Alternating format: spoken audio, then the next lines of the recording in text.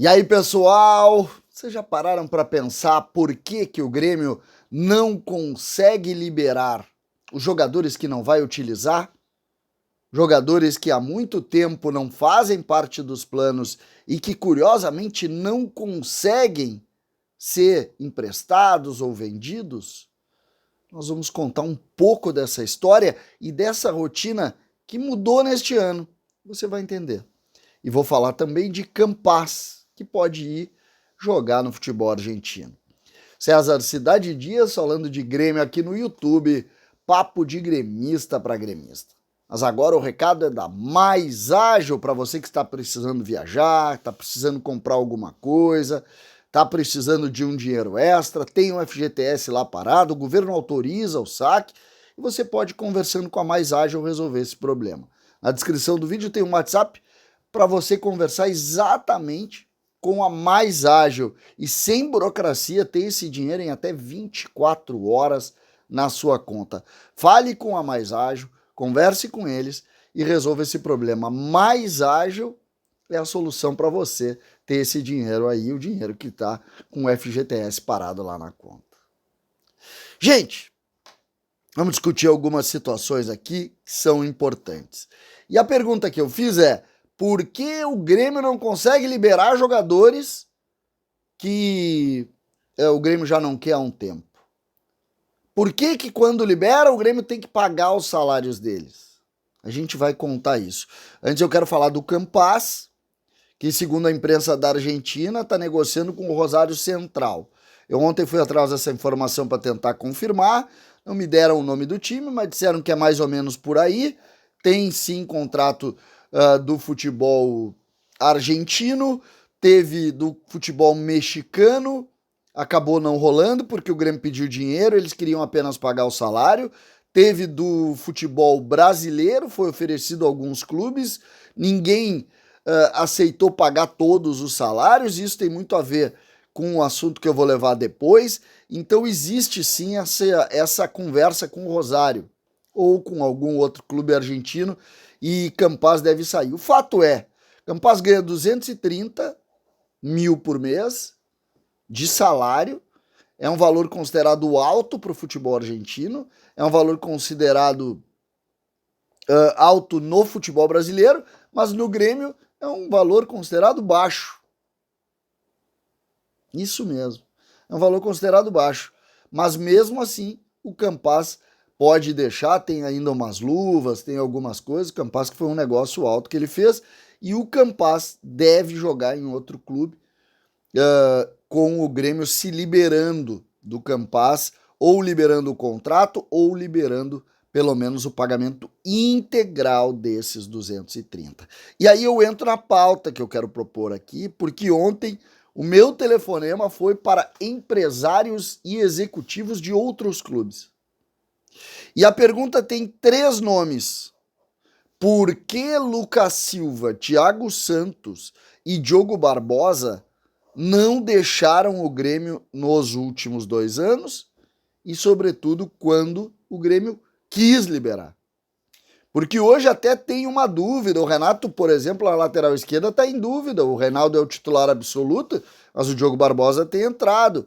O Lucas Silva também começou jogos, o Thiago Santos entrou no último jogo. O Renato está avaliando.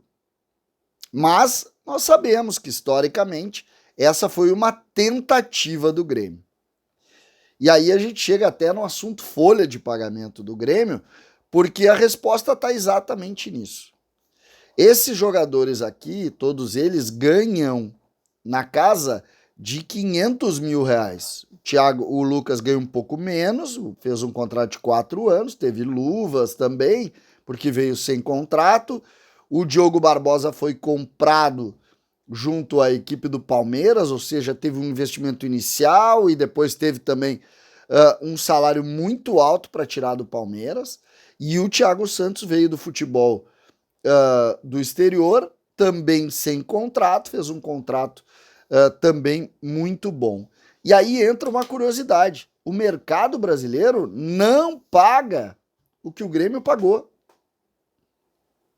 Então esses jogadores que diminuíram a sua capacidade, a sua visibilidade, a sua moral no mercado do futebol, hoje não vale o valor que o Grêmio pagou. Não podem custar 1,5 milhão praticamente, e é um pouco menos do que isso, mas 1,5 milhão, só para a gente ter um parâmetro aí dos 500 por mês de cada um, lembrando que o Lucas Silva ganha um pouco menos, não podem custar isso. Só que o Grêmio, em determinado momento, o Grêmio inflacionou o mercado. E vocês lembram que eu dizia muito assim, o Grêmio acha que dando dinheiro vai dar futebol. O Grêmio acredita que injetando mais dinheiro nesse grupo de jogadores, lembrando que o Lucas Silva foi uma contratação ainda no período de Renato, o Diogo Barbosa também, o Thiago Santos foi uma indicação do Renato, mas já não era o Renato quando ele chegou. E aqui mora um dos problemas sérios do Grêmio. O Diogo Barbosa, por exemplo, no ano passado esteve acertado com o Cuiabá. Acertado. E aí, ele não quis ir. Por um motivo muito simples. O Grêmio teria que pagar 60% do salário e ele ia lá para ir por um redemoinho que era jogar aquela primeira divisão no final do ano com o Cuiabá brigando para não cair. O Diogo Barbosa ficou aqui. Foi banco do Nicolas. E essa é a lógica que nós, curiosamente, aqui a boa notícia, estamos revertendo. A média salarial dos jogadores contratados pelo Grêmio nessa gestão, esses 10 jogadores, é muito menor, praticamente 50% do que o Grêmio investiu nesses outros jogadores aí, naquele momento de superávit do clube. Realmente a gestão do Grêmio no futebol no último ano, os 2, 3 últimos anos da gestão Romildo Bolzan foram catastróficas. Catastróficas. Sobretudo em 2020, quando o Grêmio veio com Thiago Neves, com Robinho, com esses jogadores, com o próprio Diego Souza.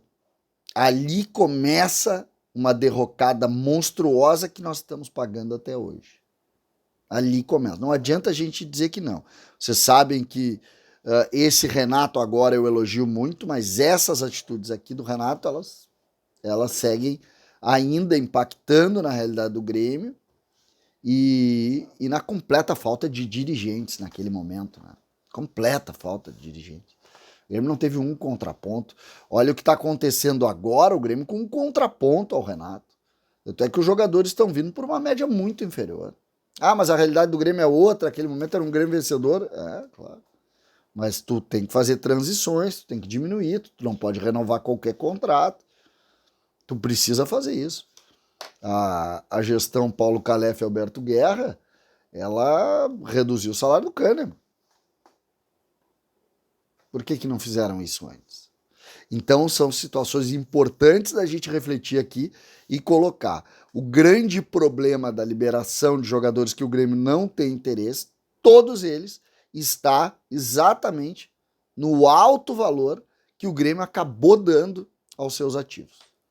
E isso hoje está impactando de forma negativa e isso hoje, de alguma maneira, vai ainda ser uma espécie de herança que o Grêmio vai ter que pagar até, nestes 3 casos, até o final desse ano.